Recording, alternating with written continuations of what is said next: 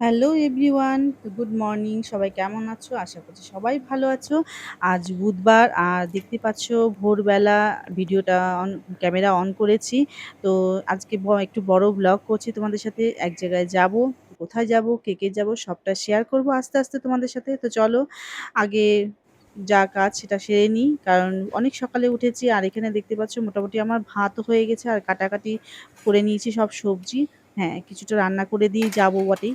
তো আজ তো বুধবার, তো যাব একটু আমরা কানকি ধাম, একবার মন্দির রয়েছে সেখানে যাই। দুই জাকে নিয়ে, আমি আর দুই জা। তো চাই যা হাজবেন্ড আর মেয়েরা তো যাবে না, তাই এখানে একটু রান্না বসিয়েছি। সকাল সকাল উঠে একটু আলু ভাজা, ঢ্যাঁড়স ভাজা, আর গতকালে একটু ডাল রয়েছে আর একটু ডিম আমলেট করে রেখে দিয়ে যাব। ওরাও খেয়ে নেবে, আমরাও খেয়ে একটু বেরোতে পারবো। কারণ আর এখানে করে নিচ্ছি রুটি, সকালে রুটি আলু ভাজা টিফিন হবে। আমিও একটু খেয়ে যাব আর ওরাও খেয়ে নিবে। তো চলো, অনেকটা রাস্তা তো খালি পেটে জার্নি করতে পারি না বলে সকালে একটু চা রুটি খেয়েই বেরোবো। তো চলো, এখানে কিন্তু আমার ভাজাও দেখতে পাচ্ছ হয়েও গেছে। আর এখন বাজে সকাল ৬টা কি ৬:৩০ এরকম হবে। তো চলো এবার একটু চা করব। মেয়েও উঠে গেছে, মেয়ের স্কুল রয়েছে, তাই বড় মেয়ে, দু মেয়ে, ছোটো মেয়ে কেউই যাবে না। তো হাজব্যান্ডেরও যথারীতি কাজ রয়েছে বলে তাই আর গেল না। তাই আমি আর দুই জা, এই তিনজনে মিলে যাবো। আর এখানে চা হয়ে গেছে, ছোট মেয়ে আর আমি একটু চা নিয়ে বসেছি। চা খেয়ে ও পড়তে বসবে আর আমি যাব স্নানে। সমস্ত কাজ আমার কমপ্লিট হয়ে গেছে। আর বাইরে দেখতে পাচ্ছ বেশ মেঘলা হয়ে আছে, মনে হচ্ছে এই বৃষ্টি আসবে, কিন্তু এখনো কিন্তু বৃষ্টি পড়ছে না, বেশ মেঘলা হয়ে রয়েছে। এখন বাজে প্রায় ঘড়িতে 7টা বেজে গেছে দেখতে দেখতে। তো এখন যথারীতি আমরা রেডি হব। আর এদিকে কিন্তু আমার সমস্ত কাজ কর্ম, মোছামুছি এই সমস্ত রান্নাবান্না কিন্তু কমপ্লিট। কমপ্লিট আমার দেখতে পাচ্ছ এখানে সব সমস্ত গুছিয়ে রেখে রান্না দিয়েছি ওদের, কমপ্লিট যাতে করা কোনো রকম আছে। অসুবিধে ভাত না ডাল হয়। ভাজা তো সমস্ত এখানে আমি ডিম পরিষ্কার ঝোল করে করে রেখে রেখে দিয়ে দিয়েছি। গেলাম। তো চলো তো এবার ছোটো স্নান মেয়ের খেয়ে স্কুল চলে যাবে। মর্নিং বন্ধুরা, কেমন আছো? আশা করছি সবাই ভালো আছো। তো অনেকদিন বাদে একটা একটু বড় ব্লগ করতে চলেছি। তো দেখো, সকালে তো অনেক সকালে উঠেছি, তোমার দেখলাম রান্না বান্না সমস্ত আমার কমপ্লিট আর রেডি হয়ে গেছি স্নান টান করে। এখন বাজে 8:30। আর আজকে হলো বুধবার। তো চলো যাবো হলো রায়গঞ্জের পর একটা কানকি বলে জায়গা আছে, যেখানে এক রাধা মাধবের মন্দির রয়েছে। তো সেখানেই যাব। তো অনেক দিন ধরে ইচ্ছা ছিল যাবো যাবো করে, তো আজকে হাজব্যান্ড আর মেয়েরা যাচ্ছে না, তো যাচ্ছি আমরা তিন যা মিলে। হ্যাঁ, তিন যা মিলে আমরা যাচ্ছি আজকে। তো চলো, বেরোনোর কথা ছিল এরকম সময়, তো বাঙালি কথা বুঝতেই পারো, যেই টাইমে বলা হয় সেই টাইমে আর হয় না রেডি। তো যাই দেখা যাক, 9টার মধ্যে বেরোনোর ইচ্ছা আছে। আমি তো রেডি হয়ে গেছি, যারা রেডি হলে বেরিয়ে পড়বো। তো ড্রাইভার দাদাও চলে এসেছে। তো চলো যাওয়া যাক। মেঘলা হয়ে আছে আজকে ওয়েদারটা, আবার তো কখন আবার বৃষ্টি পড়ে জানি না। তো শাড়ি তো পরেছি, তো বৃষ্টি পড়লে জানি না কি হবে। তো চলো যাওয়া যাক, দেখা যাক, তোমাদেরকেও ঘুরে দেখাবো। শুনেছি খুব সুন্দর মন্দিরটা। তো আমার বান্ধবীর কাছে শুনেছি, আমার যাও গিয়েছিল, শুনেছি যে ও গিয়ে ঘুরে এসেছে একবার, খুব সুন্দর মন্দিরটা। তো চলো তোমাদেরকেও দেখাবো। রায়গঞ্জ পার করে কানকি বলে একটা জায়গা রয়েছে, ওখানে মন্দিরটা রয়েছে। তো চলো যাওয়া যাক। তো একাই যাচ্ছি, অবতা কিছু করার নেই। দুই মেয়েরই পড়া আছে, ক্লাস স্কুল রয়েছে, তো ওরা যেতে চাইলো না, তাই হাজব্যান্ডও গেল না, ওরও কাজ রয়েছে। যার জন্য আমরা তিনজা মিলেই বেরোলাম, মানে বেরোচ্ছি। তো বন্ধুরা চলো আমরা বেরিয়ে পড়েছি। তো অনেকটাই লেট হয়ে গেছে, একটু আগেই বেরোনোর কথা ছিল, কারণ অনেকটা পথ আমাদের যেতে হবে। আর দেখো, দুই যাকে নিয়ে বেরিয়েছি এই প্রথম। আর বড় যা মাথায় কালো পটি, তো উনি অসুস্থ, ক্যান্সারের পেশেন্ট। তো ওনার জন্যই বিশেষ করে আরও আমাদের যাওয়া, কারণ অনেক দিন ধরেই ঘরে রয়েছে, ট্রিটমেন্টে আছে, তো কোথাও বেরোতে পারছে না। তাই ভাবলাম একটু ঘুরে আসি, মনটাও ভালো লাগবে। তো সেই ভেবে আরও যাওয়া। আর আমারও ইচ্ছে ছিল মন্দিরটা দেখার, অনেক দিন ধরে ভাবছি যাবো যাবো করে, হঠাৎ করেই প্ল্যান হলো। তো যদিও হাজব্যান্ড মেয়ে কেউই যেতে পারছে না, সেটা একটু খারাপ লাগছে বটেই।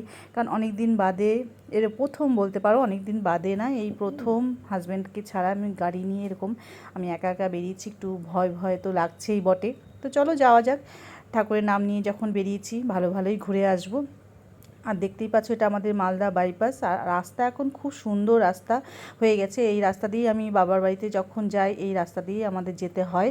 তো দেখতেই পাচ্ছ কি সুন্দর রাস্তাগুলো। তো চলো যাবো। তো প্রথমে একটু গাজলে, কারণ আমি সকালে টিফিন করে বেরোলেও দুই যা কিন্তু কিছুই খেয়ে বেরোয়নি। আর ড্রাইভার দাদাও একটু হালকা টিফিন করবে বলছে, তাই গাজলে একটু দাঁড়াবো, সেখানে একটু রুটি তরকারি খেয়ে তারপরে আবার রওনা হব। আর রাস্তাঘাটে না প্রচণ্ড জল জমা, দেখতেই পাচ্ছ প্রচণ্ড খারাপ অবস্থা, কারণ বৃষ্টি হয়েছিল। তো এখানে একটু পরোটা তরকারি খেয়ে তারপর আবার রওনা হব। ওদের খিদে পেয়ে গেছিলাম, অনেকটা রাস্তায় যেতে হবে, খালি পেটে থাকাটা ঠিক নয়, যেহেতু দিদিভাইয়েরও ওষুধ খাওয়া রয়েছে, তাই এখানে হালকা টিফিন করে নিলাম। আমি কিন্তু আর কিছু খাইনি। তো চলো এই যে বেরিয়ে পড়লাম, কিন্তু রাস্তায় দেখতে পাচ্ছ প্রচণ্ড বৃষ্টি ধরেছে। আর কিছু কিছু জায়গায় বৃষ্টি হচ্ছে, আবার কিছু জায়গায় বৃষ্টি একদমই হয়নি, মেঘলা হয়েছিল, রোদ তেমন ছিল না, খুব সুন্দর ওয়েদারটা ছিল, খুব ভালোই লাগছিল। তো চলো যাওয়া যাক। তো অনেকটা রাস্তা চলে আসলাম দেখতে দেখতে। আর হ্যাঁ, তোমাদের তখন বলেছিলাম যে আমি রায়গঞ্জের পরে কানকিধাম, কিন্তু না, সেটা না, ডালখোলা পার করে, মানে ডালখোলার কাছাকাছি হবে কানকিধামটা। তো চলো অনেকটাই রাস্তা যেতে হবে। আর রাস্তা কিন্তু সত্যি খুব সুন্দর এখন রাস্তা। এইসব রাস্তায় আগে আসার কথা ভাবলেই না কেমন একটা ভয় লাগতো, কারণ এত জ্যাম পড়তো এই জায়গাগুলো। এখন বাইপাস হয়ে যাওয়াতে খুব সুন্দর, সময়টাও কম লাগে আর রাস্তাটাও খুব সুন্দর। তো চলো গল্প করতে করতে চলেও তো আসলাম, এই যে সেই কানকিধাম। তো এখানেও তেমন বৃষ্টি হচ্ছিল, মানে ঝিরঝির করে বৃষ্টিটা হয়েছে, বেশ ভালোই, দেখতেই পাচ্ছ জল জমা রয়েছে। আর তো চলো এবার যাওয়া যাক ভেতরে।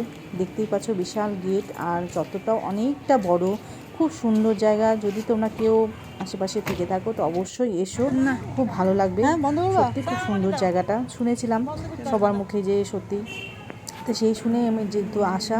তো চলো আস্তে আস্তে ভেতরে ঢোকা যাক। তো ওই দেখতে পাচ্ছ বিল্ডিংটা, ওটা কিন্তু হোটেল রয়েছে, তারপরে এই পাশে চিকিৎসালয় রয়েছে। তো চলো এবার আস্তে আস্তে ভেতর দিকে যাই। আর ঝিরঝির করে কিন্তু বৃষ্টিও পড়ছে, তো ছাতাটা নেওয়ার খুব মানে দরকার নেই। তো চলো এরপরে বৃষ্টি কমেও যাবে।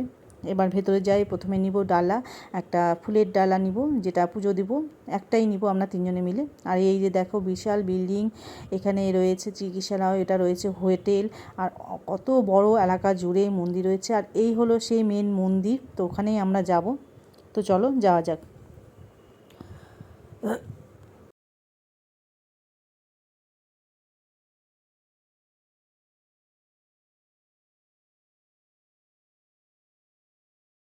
তো চলো এই যে এখান থেকে ফুলের ডালা নিয়ে তারপর যাব মন্দিরে।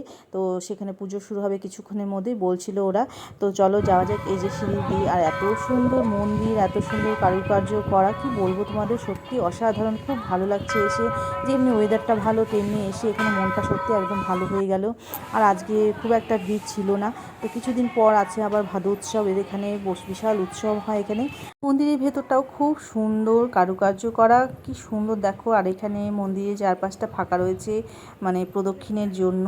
আর তোমাদেরকে একটু একটু করে দেখাচ্ছি, কারণ ভয় লাগছে কোন দিকে আবার কেউ দেখে নেয় গার্ডরা, মানে ভিডিও করা তো খুব একটা অ্যালাউ নেই তাই। আর এখানে দেখো সবাই সুতো বাঁধছে, যার যার মনের বাসনা রয়েছে সেই মনের বাসনা পূরণ করার জন্য এখানে সুতো বেঁধে দিচ্ছে। আর দেখতে পাচ্ছ কি সুন্দর সব। আর সন্ধ্যাবেলা লাইট জ্বলে আরও বেশি ভালো লাগে। ওটা দেখে নিই, ঝুড়িটা যাওয়ার সময়। দেখতে পাচ্ছ ওনাকে, উনি হলো আমার জায়ের বান্ধবী।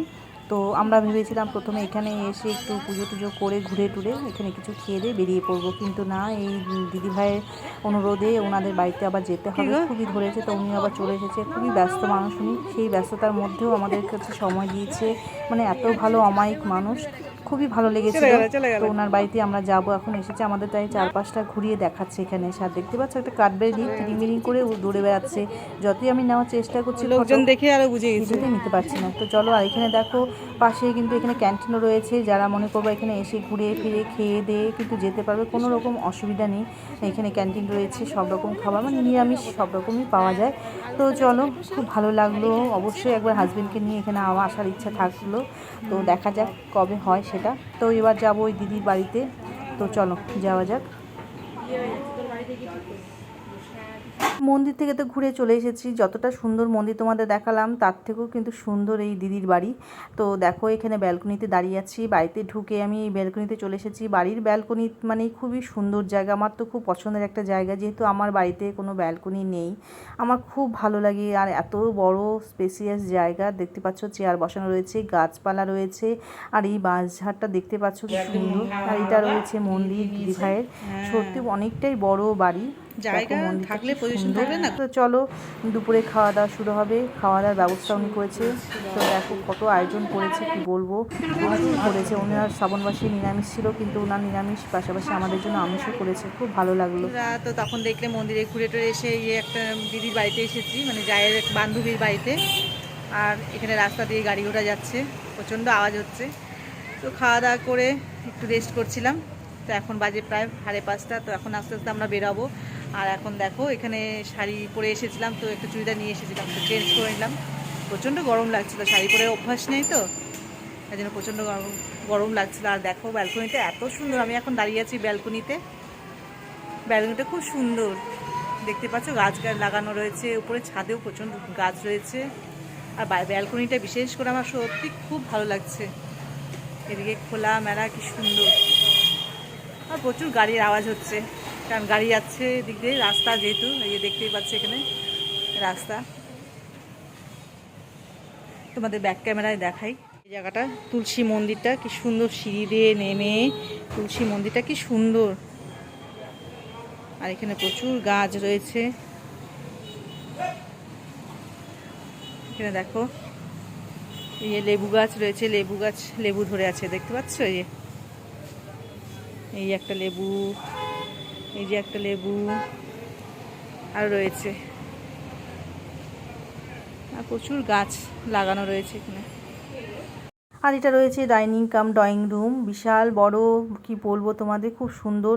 তো চলো এবার আমরা আস্তে আস্তে বেরোবো, সময়ও হয়ে এসেছে। দিদি যেহেতু ব্যস্ত মানুষ, উনি আমাদের খাওয়া দাওয়ার পরে উনি বেরিয়ে পড়েছিলেন। তো চলো এগোনো যাক, চলো আসলাম তাহলে। আসলাম, ভালো থেকো, কাকিমাকে বলো দেখা যদি করে গেছে, খুব ভালো লাগলো, সুন্দর লাগছে, মাথায় ফুল লাগিয়েছে। করো, আসলাম। হ্যাঁ দেখো আমরা আবার চলে এসেছি সেই মন্দিরে, সন্ধ্যা আরতিতে দেখবো বলে এতক্ষণ আমরা ওয়েট করেছিলাম, খাওয়া দাওয়া করে রেস্ট করে। তো এখন চলে এসেছি, প্রায় 6:30 বাজে, এখনও আলো রয়েছে। আর দেখো কি সুন্দর মাঠ রয়েছে, এখানে সবাই বাচ্চারা খেলাধুলো করছে। তো ওই দিদিও বলেছিল একটু সন্ধ্যা আরতিটা দেখে যেতে, খুবই ভালো লাগবে, সেজন্য এত দেরি করে আমাদের বেরোনো। তো খুব একটা দেরি করা যাবে না, তো অনেকটা রাস্তা যেহেতু আমাদের যেতে হবে। আর সন্ধ্যাবেলা দেখো মন্দিরটা এত সুন্দর লাগছে কি বলবো। তো চলো যাওয়া যাক ভেতরে, এখন আরতি শুরু হয়ে গেছে, ঘন্টার আওয়াজ পাওয়া যাচ্ছে। তো চলো তোমরাও দেখো।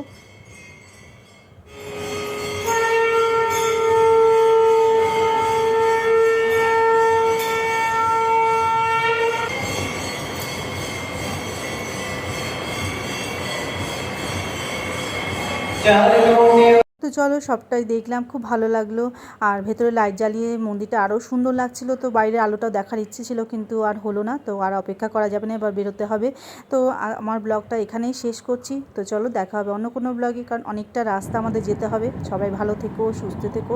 তো দেখা হচ্ছে অন্য কোনো নতুন ব্লগে, ততক্ষণে টাটা।